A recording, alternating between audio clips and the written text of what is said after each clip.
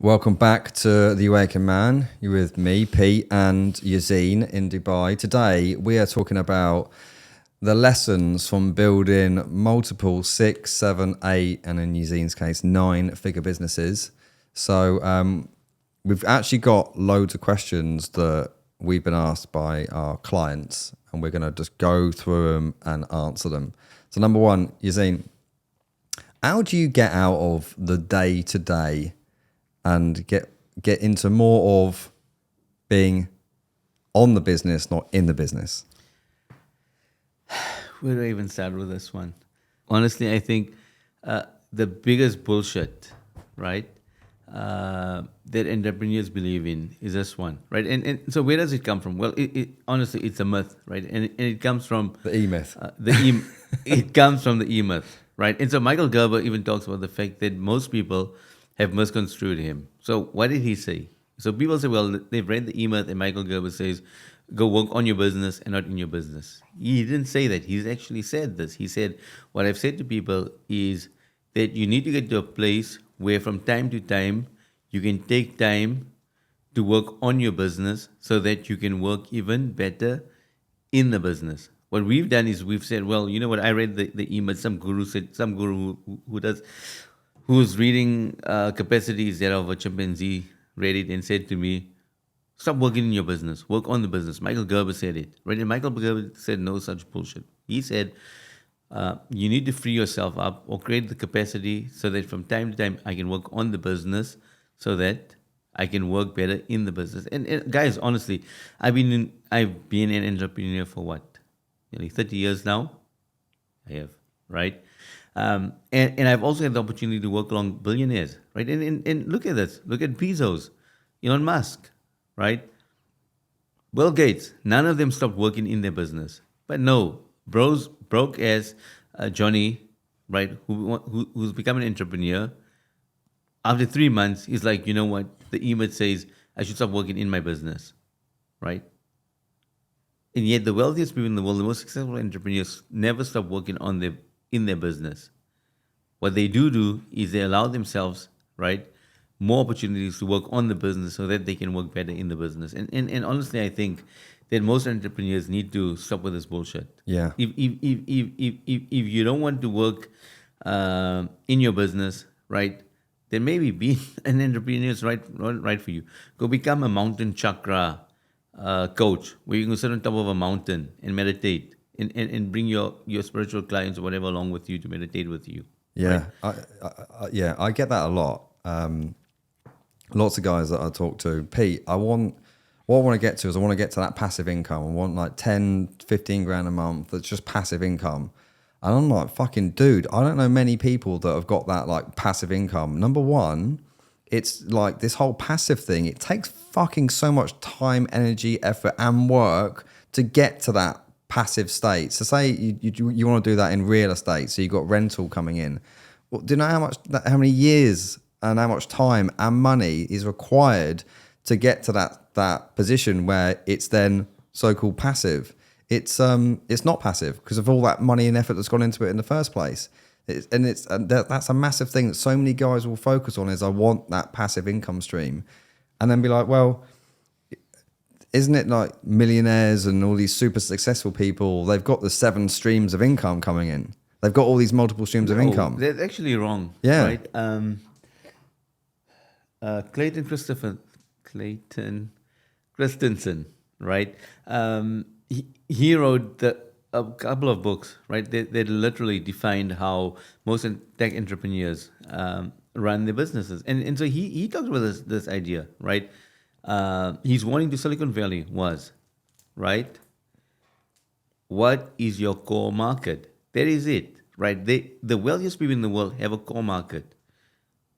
Bill Gates, Microsoft does one fucking thing. It is in software. There's no fucking 7 streams of different incomes. Even the different things that they do, right, is within their core market. When Microsoft went off, when they went and bought Nokia mobiles were not in their core market. Well, guess what? They saw their ass, right? It was when Steve Jobs, when he came back to Apple, what did he do? Apple had 350 products. He literally reduced it to less than 20 and said, we will focus on our core market. Sony, Microsoft with the Xbox, all of those big companies do not have fucking 15 multiple sources of income. The best entrepreneurs in the world, right? The most successful companies are fucking focused, intensely focused on their core market, on the one thing that they can be number one, number two, number three in the world at. Yeah. Everything else is bullshit. They don't do that. Yeah. I think too many of us, we have this weird view of how to make money and how to be entrepreneurs, where we believe, well, I'm going to make, and again, the passive income is bullshit, right? Like, what the fuck does it even mean? That I'm going to sit on a beach somewhere, right? Well, guess what? Richard Branson lives on Neck Island. He's sitting on a beach somewhere, right? He's not been fucking passive. The guy's running Virgin Active, Virgin Finance, Virgin Airlines, Virgin blah, blah, blah, right? Is he being passive? There is no passive income. Maybe in the fact that other people run his companies for him, right? That's about as passive as it gets. Yeah. I think like a lot of this comes from guys just not wanting to do the work. Yeah, absolutely. Just like what's the easier route here? Oh, it sounds way more easier and way more fun to be working on the business rather than in the business just doing the work. It's it's like now. Like I do most of the selling.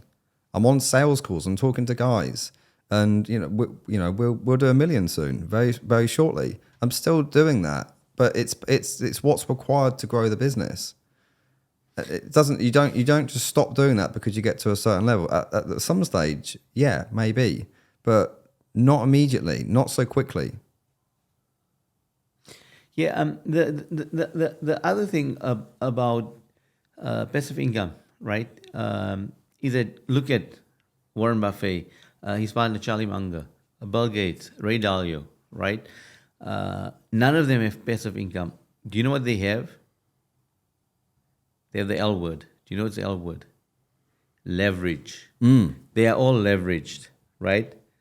And again, none of them, Bill Gates, Zuckerberg, none of Bezos, Elon Musk, none of them started. I think the problem is all of us, we have this fucking weird definition of why we're starting a business. So we're starting a business because we think it will give us financial freedom, right? None of those guys started a business because their end goal was financial freedom. I think too many entrepreneurs have this weird belief. I'm going to start a business and my business will give me financial freedom, right? And honestly, I think, right, that's where we go wrong. Because business, by definition, it is busyness. Think about this.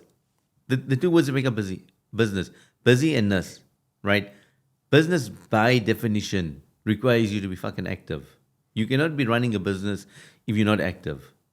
Yeah. Here's the thing I will say, just to get a little bit more tactical on if you are just like in the business and it's day to day and it's monotonous and this thing isn't growing or this isn't where I want it to go. I want to be doing more work on it.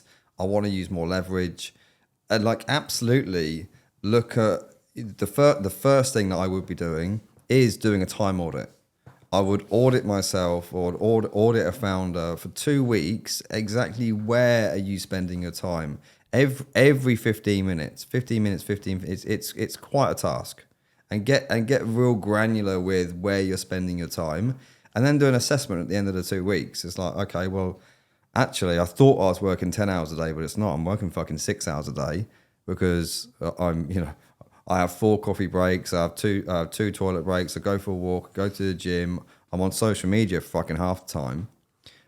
Okay. And then the actual 6 hours that I am working, well, a lot of that is doing administrative tasks. I'm spending a lot of time in email, whatever that looks like. Like figure out where that is. Because then, like number one, there may be a lot of areas where you just fucking don't need to do that work that you're doing. You think you need to do it. It may even be a mechanism that you're putting in the way of actually doing the harder work because it's easier to do the admin work or it's easier to go on social media and like a couple of posts or whatever that fucking looks like. So have a look at that. There may actually be things that you just don't need to do. The second thing is have a look at the areas in that audit where it's a low level task. You may well be able to use a little bit of leverage here and pay someone else, like an assistant, to do that for you. Now, I say this with a caveat. Don't be silly here. I have seen guys go, fucking hell, I can actually outsource like 30 hours of my time really quickly. And then they go and outsource that, and then they can't afford the outsource. So it might be too much for where they're at right now. So have a look at that. Don't be stupid. Go, okay, well, do you know what? What I can afford is to outsource 10 hours a week. That's where I'm at right now. I'll outsource those 10 hours a week. Then I've got 10 hours of my time. I've just bought some time back. Be clever with where you've bought that time back. All right, so say you've outsourced some admin tasks to a virtual assistant. Now, get those 10 hours and actually be fucking effective with them. Actually put that towards something that's way higher value. So where can you now go and generate sales in your business? Where can you now go and prospect? Where can you actually do some selling? Where can you go out and network? Where can you go and collaborate? So there's something a little bit more tactical to do.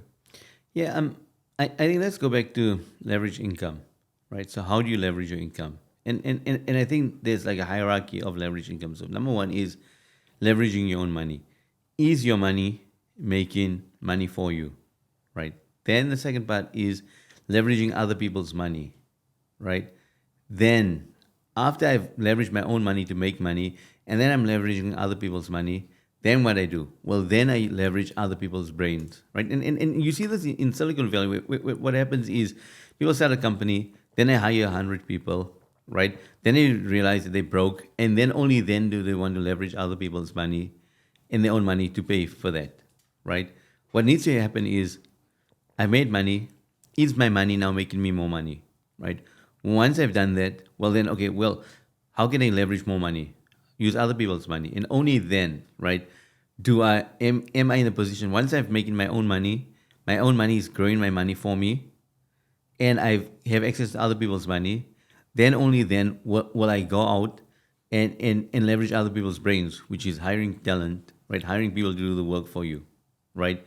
But if you don't have the money, if you're not leveraging your own money to grow your own money, if you're not leveraging other people's money to grow your business for you, you can't have the next part.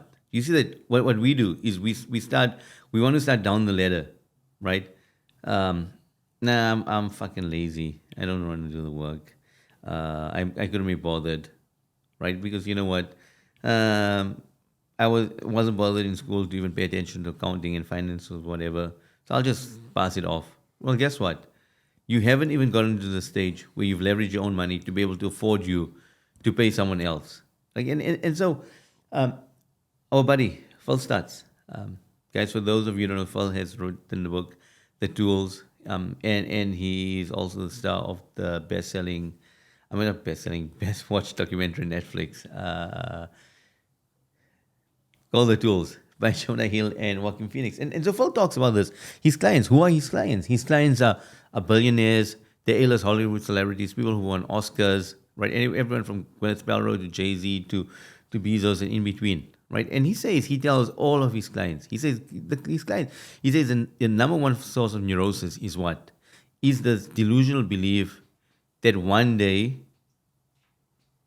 life will be easy. That one day somehow I will be exonerated from doing the hard work. That one day I'm going to get to this place where I can stop.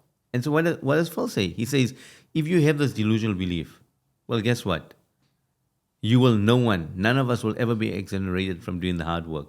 All of us have to work. And so in mathematics, right, there's actually a way to describe it. So in mathematics, there's something called an asymptotic curve. And so an asymptotic curve is literally, right, you've got a line. If you imagine, like from when you were in school, a graph, right? And so on the graph, there's a line, right? And this line is approaching a curve, right? And so asymptotic means that no matter how far the line moves, it will never ever touch the curve. And so the curve being our financial dreams in our goals or whatever, right? The line being us doing the work. And so guess what? Do you see that life is asymptotic? No matter how much you work, you will approach but never ever touch that goal. And so by definition, as much as I move, well, guess what? The goal is moving away from me at the same rate. So if I stop moving, well, guess what? The line keeps on moving. I mean, the curve, which is my dream, right? And so first says that if the biggest delusion that people can engage in is this belief that somehow, somewhere, I'm special. Again, it comes with we talked about in the other podcast, right? Ego. My ego says, I am special. That I'm going to be exonerated from doing hard work. That if I make X amount of money, I can sit on the beach in Bali somewhere, never work again, right? And that literally, right, is the source of most of our neurosis. Okay, next question we got in here. If you were to build another business now, what are the core elements that you would focus on?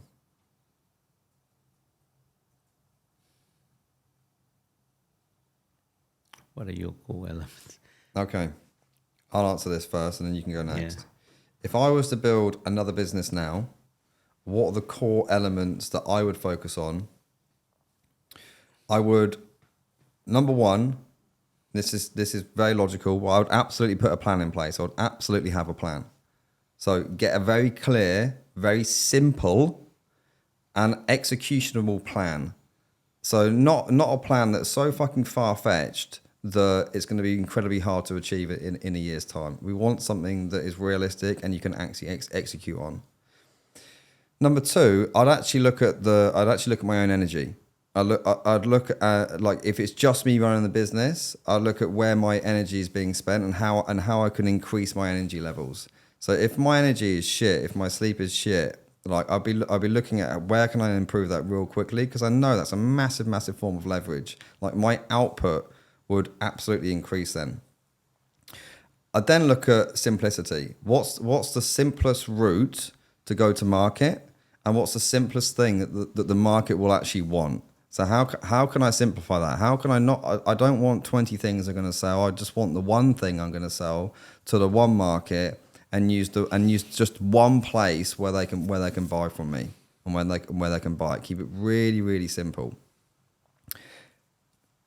Next, I would look at my protocols.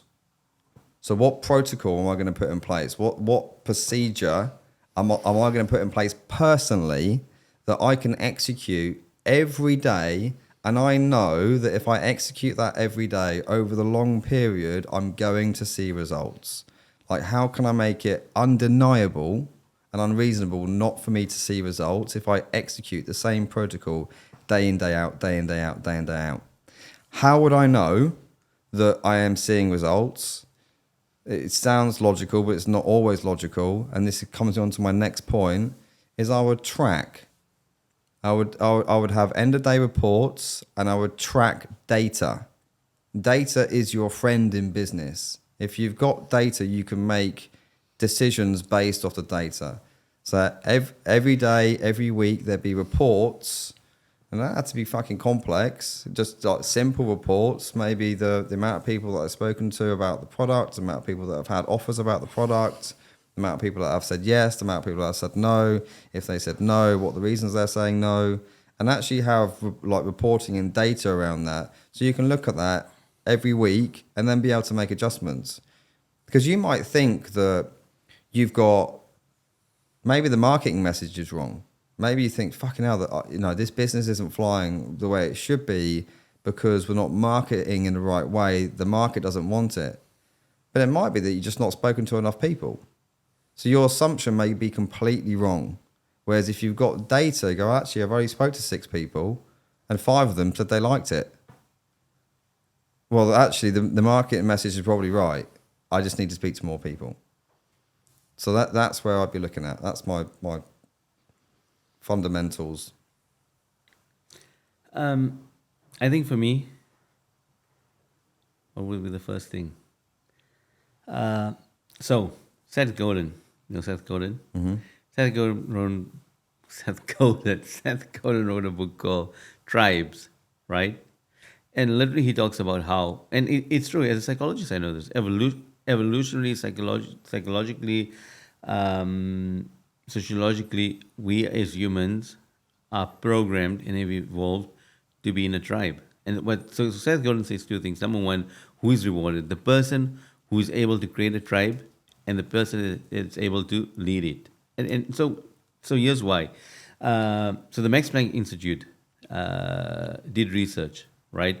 They took people, no map, no compass, nothing, and put them in a random wild environment. The Sahara Desert, right?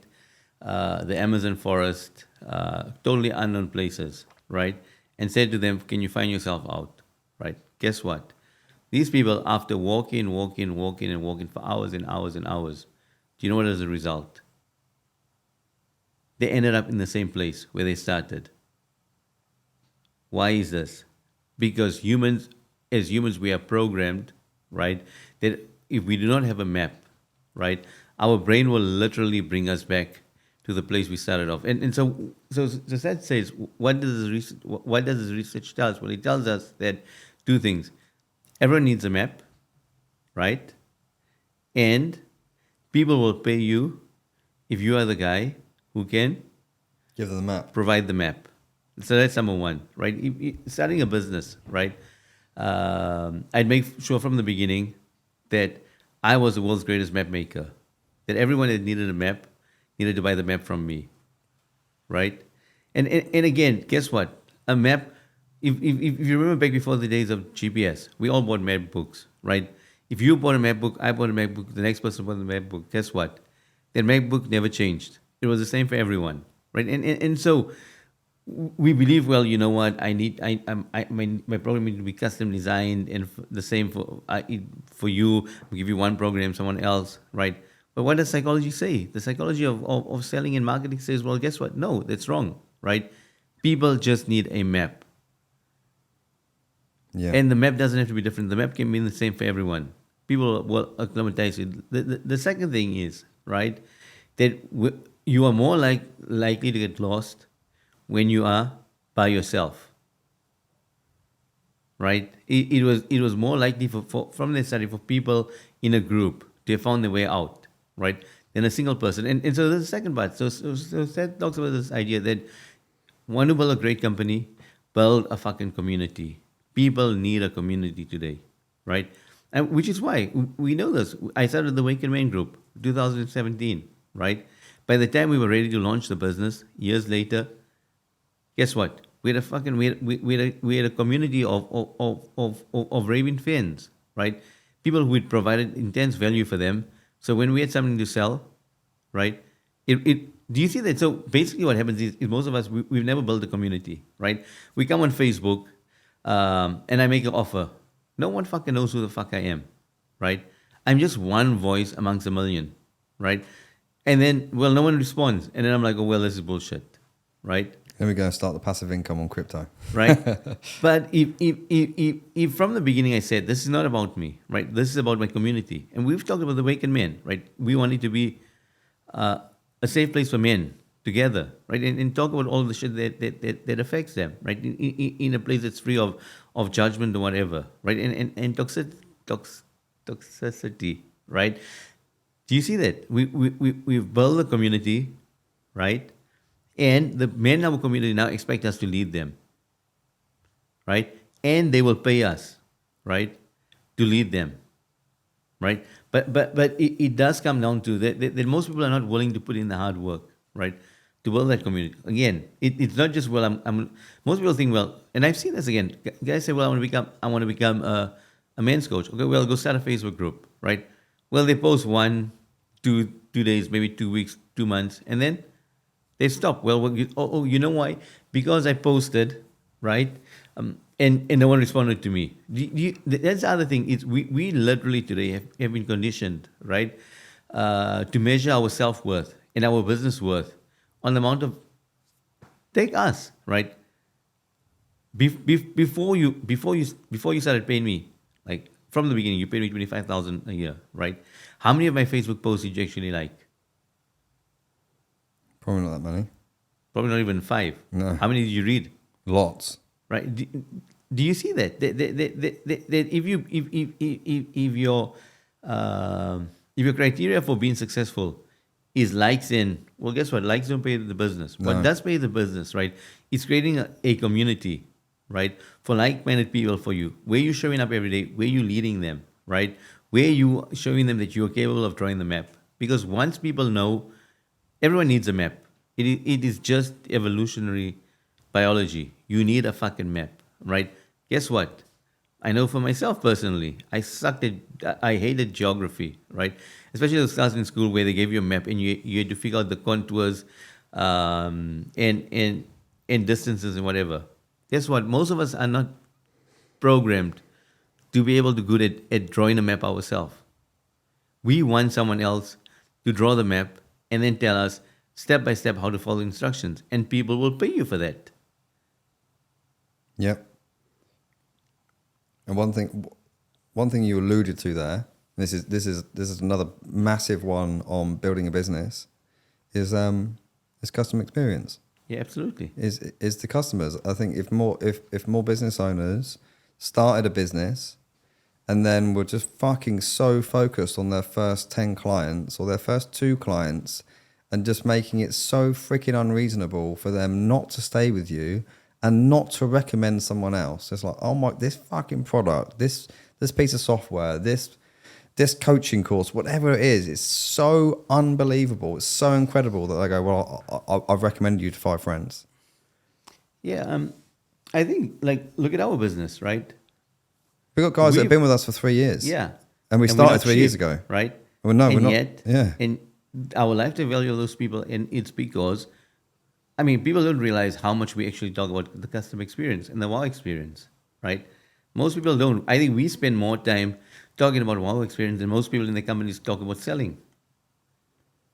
Yeah, it's always how can we add another additional wow to a client? What else can we introduce to the program? What else can we introduce to the community? Let's do more in-person things. How can we make that in-person thing unfucking believable that it blows their mind? Yeah, I know Tony Shea stole the title, but guys, I'm a positive psychologist. In positive psychology, we literally study the science of happiness and flourishing. Well, guess what, right? Everyone wants to know about happiness, right? And if you as a business can deliver happiness to your clients, if you can deliver an experience that makes your client happy, well, guess what? They will fucking love you. They will buy and buy and buy from you because it is basic human psychology. Everybody wants to be happy. And if you have a business, and that's what Tony Shea said, that's why Zappos made so much money, because that's what he figured out. He didn't become a company where he sold it to Amazon for $3 billion because he was selling shoes. He literally was delivering happiness. He was delivering a fucking wow experience. And the story he talks about in the book, right, where he was sitting with a bunch of his buddies, and his buddies said, well, you know what? Honestly, all of this bullshit in the media about Zappos, right, and delivering a great customer service, I don't think it happens. And so he said, well, you know what? Test us. And so one of his friends phones a call center and says, well, you know what? I'm new in Las Vegas. I'm staying in this hotel, right? I'm really hungry, but all of the hotel's room service is closed, and I really want a pizza. And so he's thinking to himself, well, you know what? The Zappos customer service person have told me, fuck off, we sell shoes, right? What did the guy say? The guy said, sir, give me whatever pizza do you want? He said, give me 5 minutes. 5 minutes, the guy called him back and said, don't worry, courtesy of Zappos, your pizza is on the way. So guess what? That was a fucking wow experience for him, right? Not only did he give the feedback to Tony Shea, right? He literally told all of his friends, wow, imagine this is what happened with Zappos, right? Imagine how many more people then bought from them because of this person's wow experience. Here's a question from one of our clients. How to increase profitability instead of scaling? Easy. Cut your fucking expenses. Guys, I can't say this enough. And we alluded to this earlier. Like one of the biggest lessons I got from one of my mentors, a billionaire. He said to me, it's easy for companies to make money, right? What's fucking difficult, right? is for you to save, right? The easiest way, right, to maximize your profits is to cut your expenses. We don't like to hear that, but it's the truth, because as much as you're making money, well, guess what? It's so much more easier for the money to go out the back door, right? Yeah. And not just through pilferage or theft, because most of us don't run physical businesses, right? But honestly, more than scaling, it's have a fucking fixation, right, on on your budget, right? We've talked about this, right? Like everything on your have. When was the last time you looked at your profit sheet? Do you have ratios for everything? Marketing, right? Do you have a budget for marketing? X percentage of revenue, right? Are you keeping to that budget, right? Do you have the fiscal discipline, right? That if you're saying, well, I'm going to spend 5% of my revenue on marketing, when you go over that, do you have the fiscal discipline to say, no, I'm not. I'm going to stop, right? Are you going line by line through your profit and loss, right? Again, the other thing, there too many entrepreneurs. People go broke because, well, why? Because they fucking shit at collecting money. The receivables, shit, right? Guys, it is your money, right? Do you see that? We've done this year, right? If people have not collected us, have not paid us, we've gone after. We've had the tough conversations where we said to them, if you don't pay, we're going to take legal action, right? Yeah, are we good guys? I would hope so. Are we altruistic? Yes, right. But we're also running a business, right? And we know that if we're losing money, no matter, doesn't matter how much fucking money we're making, we're going to be bankrupt. Yeah, yeah, absolutely. Another tactical level, I would absolutely be looking through every service and every product, every offering that you have in your business, and looking at the profitability of each one. Like spend the, like, you want to work on the business, here's something to do. Spend the time and go through all the products, services, offerings, yada yada, and then have a look at the profit margins on all of them. See where you're making the most money. There may well be things that you go, do you know what? We don't make any money on that product. It's a complete time suck. It's a complete energy suck. Why are we still doing it? And you and cut that. And then have a look on the other products where you are making lots of money or more or high profits, and say, okay, well, can we increase the price on that? Is there room for us to do that? When was the last time we did have a price increase? It may well be that we've got so much demand for this product that we can increase the price there, and therefore increase the profit. I think another thing is, and we talked about it this week, right? So we're planning to do a retreat in Dubai in January, right? And so I think we secured a good rate for the venue. And then so I said to Ben, well, and so the strategy has been, we're going to keep the price low, right? And so then I said to Ben in the week, well, what's it going to cost us, right? And Ben's answer was the cost of the venue. And I was like, no, actually, that's not what it's costing us, right? Do you guys see that most of us, we don't get into the fine details, because what it's costing us is the cost of that, plus the cost of the flights for myself and Pete from South Africa and Dubai, then also the cost of our salary. It's going to take us a week to run the retreat, right? And all of a sudden, right, guess what? It's no longer costing us 50 or 100, it's costing us 500 per person, right? And so the profit that we thought we were going to make 900 on is now reduced to 400. So a couple of things. Because once you know the mathematics, it's easy to say, well, you know what? In order for me to still be 60, 70% profitable, I can no longer sell it at 997. I need to sell it at 1997, right? Or I need to find a way to cut the costs.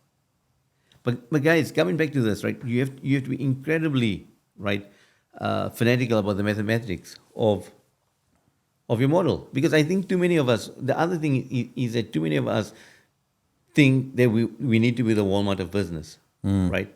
The problem with Walmart, yes, absolutely, Walmart are the largest company in the world. Like if Walmart, I think last year did nearly 200-300 billion dollars more than Apple. Well, but guess what, right?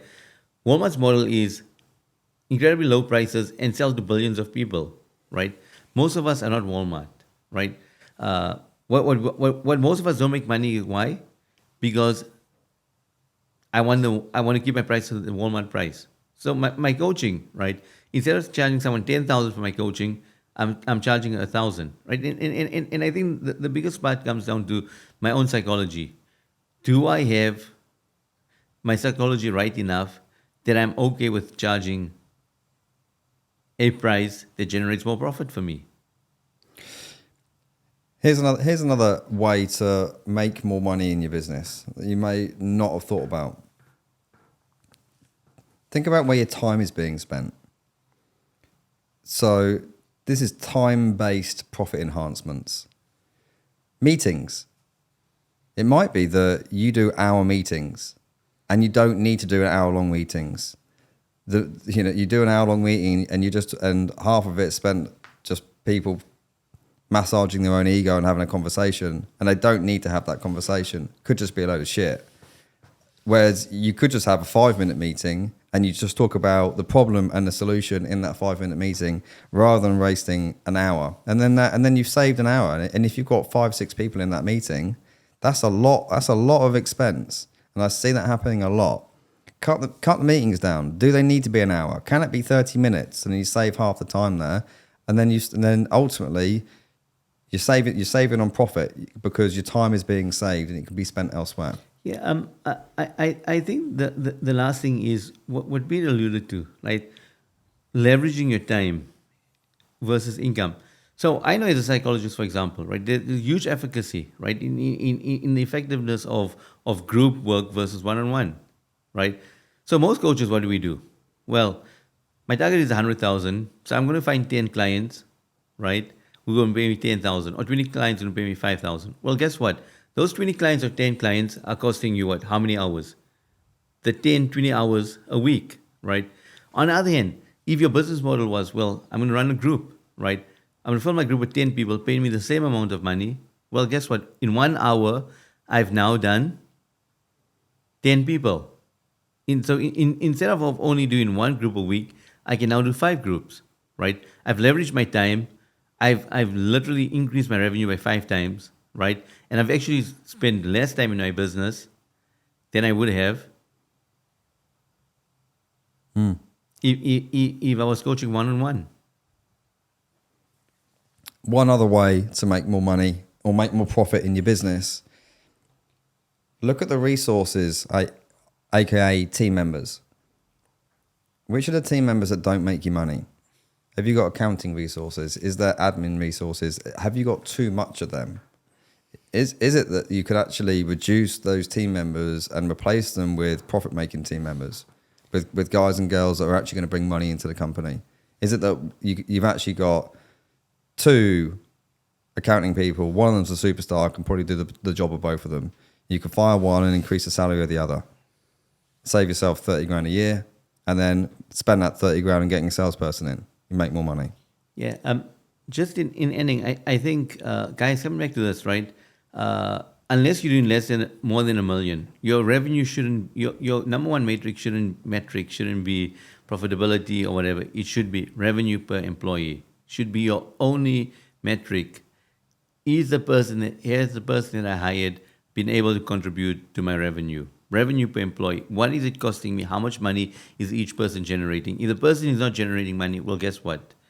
Your business is too small to afford them. Yeah, and just on that, because I had this with one of my consulting clients recently.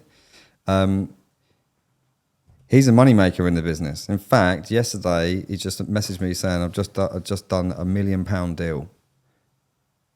He was able to do that $1 million deal because we freed up his time by employing him an assistant, freed up his time, and he was able to then go out and be able to do some more business development, do what he does fucking really well. So it's also looking at that, is like, if your time is being used elsewhere and it could be out making money for the business, then where can you free that up by employing someone? Yeah, absolutely. Team, that is a wrap for us. We could go on for hours talking about business. We'll be back again talking about more business, more masculinity, more men's work, more of the good stuff, and we'll see you again soon. Okay, thanks, guys.